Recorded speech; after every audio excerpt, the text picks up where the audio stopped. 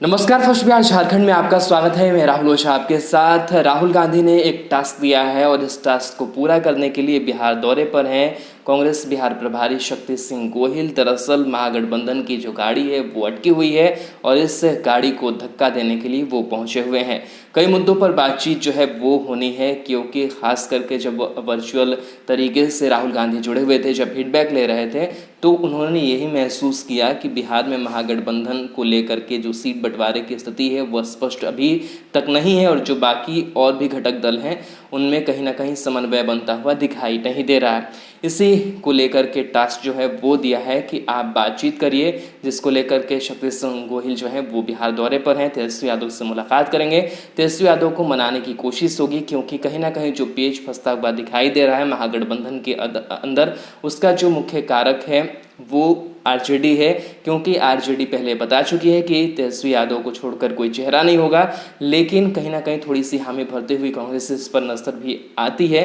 लेकिन सीट बंटवारे का फॉर्मूला क्या होगा, इस पर अभी संशय बरकरार है। इस संशय को दूर करने के लिए शक्ति सिंह गोहिल आए हैं। हालांकि शक्ति सिंह गोहिल इससे पहले भी बिहार दौरे पर थे, तब भी तेजस्वी यादव से उन्होंने मुलाकात करी थी और बताया था कि सारी चीज़ें जो हैं वो ठीक है, सारी चीज़ें क्लियर कट हैं, बस समय का इंतजार कर रहे हैं और समय के इंतजार के साथ सारी चीज़ें सामने आ जाएंगी। लेकिन सीट फॉर्मूले को लेकर के, सीट बंटवारे को लेकर के जो पेच है वो अभी फंसा हुआ है। कह सकते हैं कि उसको सुलझाने की कोशिश जो है वो अभी नहीं की गई है। हालांकि शक्ति सिंह गोहिल ने भी कहा है कि जब वो दिल्ली में थे तो उन्होंने बाकी महागठबंधन घटक दल के नेता से बातचीत की है।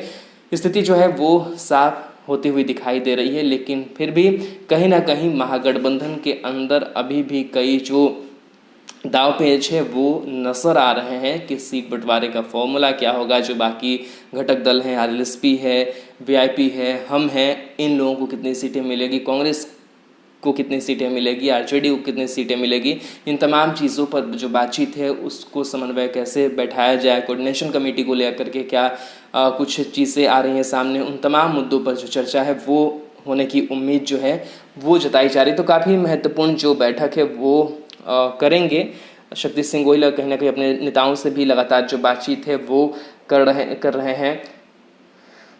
आपको बता दें कि शक्ति सिंह गोहिल कांग्रेस के पूर्व अध्यक्ष राहुल गांधी की वर्चुअल मीटिंग के ठीक 2 दिन बाद पटना पहुंचे। राहुल गांधी ने चुनाव की तैयारी और संगठन के मुद्दे पर पार्टी के नेताओं से चर्चा की थी और इसमें यह बात निकल कर आई थी कि महागठबंधन में सीट बंटवारे को लेकर तस्वीर साफ नहीं होने के कारण नेता और कार्यकर्ता ऊह-पोह में हैं।